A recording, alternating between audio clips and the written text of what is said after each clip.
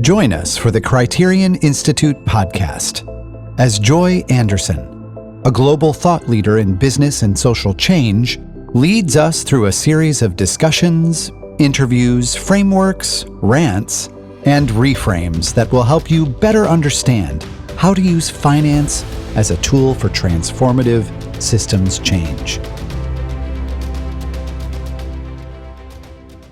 I'm Joy Anderson, and this is the Criterion Institute podcast. So we use lenses to see more clearly. I think often of that existential moment when you try on new glasses and the floor is a new distance from you. It takes an adjustment when you're seeing more clearly. Lenses allow us to see patterns. They allow us to use those patterns to then do a more careful, more appropriate, more comprehensive analysis of what could happen and unintended consequences. Lenses, like a gender lens, don't actually create a new reality. They just allow us to see what's happening more clearly. So I look at two examples of where looking at unintended consequences, seeing more clearly would lead to better outcomes. So in the first segment, I look at the classic example of microfinance. This is often talked about in gender lens investing as one of the areas where we could have been more thoughtful in terms of how we are approaching microfinance to ensure that it didn't have unintended consequences. And so in some ways, the biggest consequence that microfinance has succeeded in is more women in debt. And there have been many other outcomes, but sort of questions, how do we see the unintended consequences of microfinance? The second is a very fun conversation that I had with Subramanian, one of my colleagues at Criterion, looking at passport requirements. You're going to have to listen to learn more. Thanks.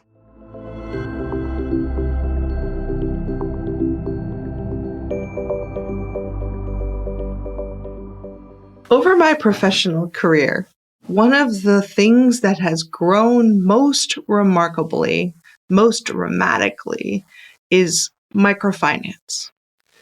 I would say when I was starting in innovative finance 20 years ago, this was just at the beginning stages. There were experiments. There wasn't yet a broader industry around it. It was still difficult to raise money around it. But it was getting moving 20 years ago. In 2022, the market size of microfinance is $180 billion. $180 billion USD. That is a lot of money. And there have been some good things that have come from that. I think microfinance has been an area of innovation. It's led to a push to get more mobile money, more financial services available, and innovations in those financial services, right? Crop insurance, personal forms of microfinance that will allow access to health care and all kinds of other pieces. There has been a sort of dramatic innovation pushed by the math of microfinance. What's really quite dramatic about microfinance is that you can make a loan of $100, of $20, of $50, $500, whatever the number is. You can make that loan and not have it cost essentially the cost of the loan or the volume of the loan, right? In theory, it could be more than likely that making a $100 loan to a person in a remote community could cost you $100, which means the interest rates on that are going to be astronomical. The truth is, the interest rates on microfinance are often astronomical.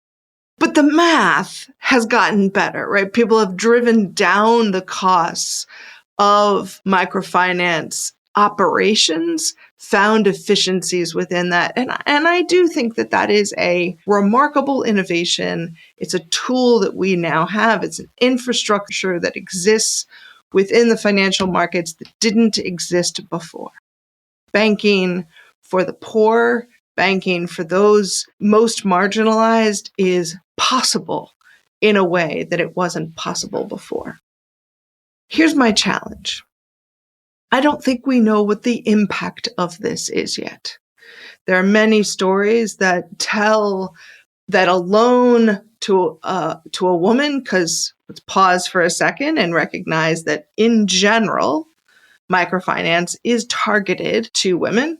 In fact, because often said in a good way, it's targeted to women because women are most likely to be left out of the financial equation. And therefore, we should be targeting women because, look, great, microfinance has opened up loans for women. In opening up loans for women, what we can claim is that we've increased their debt. We can't definitively prove that microfinance loans have enhanced communities, stabilized economies, strengthened families. Maybe it's possible that those things happened. But the only thing we can definitively say is that some significant portion of that $180 billion is money that women are now indebted with that they weren't indebted before. And that's the piece that I think gets undercounted. We celebrate access to credit as if credit is innately good. What credit is, if it's just the credit part of it, it means that you have the potential to borrow. But once you have borrowed, it is not credit, it is debt. And the power dynamics that come from being somebody who is in debt are real. We end up with relationships, extensive amounts of gender-based violence that's documented inside of the industry and also documented inside of families as power dynamics shift, as women have a significant control of money that they didn't have before. That often leads to new kinds of violence within the home.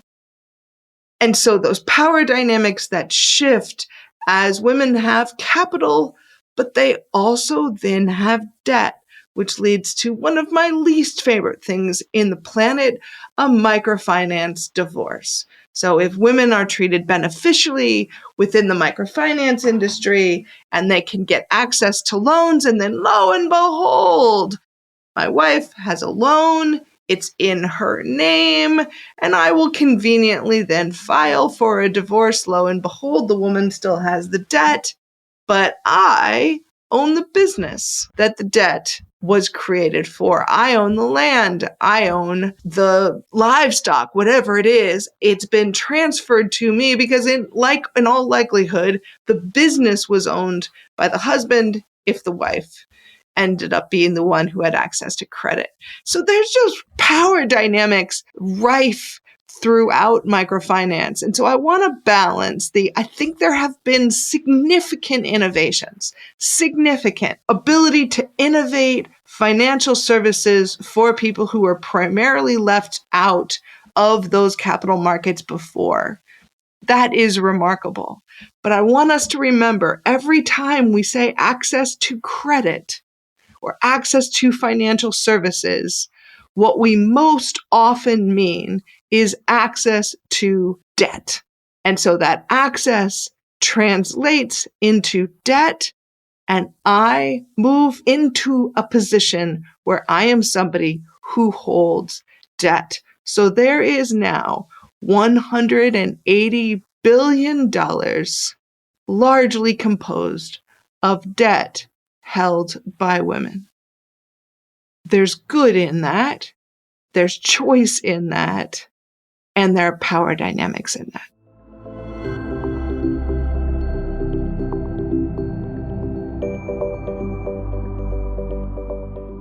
One of my favorite conversations with you is as you and I are playing out sort of how gender and gender norms and power shows up in the world, that we end up focusing on some really interesting data points, but it's not just the data, it's the interpretation of the data.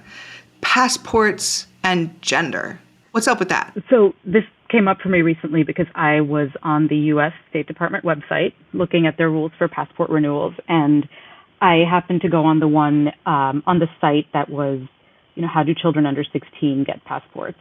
And the requirement for children under 16 to get a passport is that the child and two parents or guardians have to show up in person to apply. Unreal. It's unreal, right? I mean, I can see how someone would come up with that as a good rule from a, identity verification or whatever point of view. But that is, when you think about gender dynamics, that is so problematic in so many ways. Do you know if this is a new rule? I don't know if it's a new rule. I should ask people who've had children in the last few years whether they had to do this. But it's right there on the State Department, right? It's a rule now, so that either way. Absolutely. And I didn't go into, what forms of, does it have to have a birth certificate with two parents' names on it? I mean, there's so many ways in which this is problematic. First of all, it may not be financially viable for two people to take time out of work and show up at the State Department.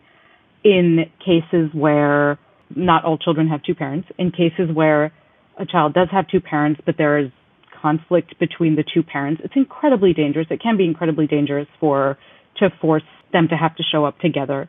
What if there's an abusive situation? What if someone has left an abusive situation? It creates more dependencies. It's a way for someone to exercise power over another partner, to say, I won't show up in person unless X and Y. At a kind of deeper level, it also pushes a kind of normative idea of what the ideal family looks like that is just not, I think is just something we should be questioning and is not helpful. And especially in any place where you have deeply unequal gender dynamics, when you're pushing a certain normative idea of a family, the person who sacrifices for that family in a heterosexual partnership will usually be the woman, right? That some kind of burden to maintain that ideal family structure will usually fall on the person with less power. So, yeah, many ways in which this State Department policy, I think, is very problematic. I'm sure there are more.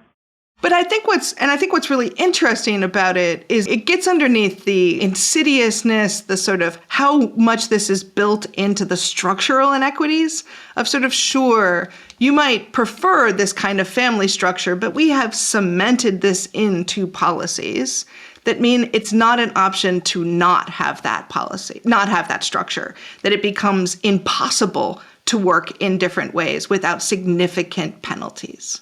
Exactly. And this is when people so often frame choices as individual choices when you're talking about the ability to make other choices means fighting all of these systems and structures that are built in that cost you socially, that cost you economically, that, it's really difficult to, when you really start to think about all of the ways in which certain normative ideals and cultural norms are embedded into all of the systems we interact with every day, it's not very easy to overcome them. And I wish people thought about it that way a little bit more, because it would mean a lot less individual guilt and kind of self-blame, but hopefully would also inspire people to think about, okay, what are the actual structural changes that I should be pushing for, rather than, attributing all the blame to myself, to another individual, to someone I know. Yeah, it's just something that people miss, I think, about the way that power is embedded. Brilliant. Well, I'm so glad that you're one of the many people fighting to shift how power is embedded. To learn more about our work, visit us at criterioninstitute.org. And if you're enjoying this podcast, please leave us a review on Apple Podcasts or Spotify. Your reviews help our podcast reach a wider audience. Thanks for listening.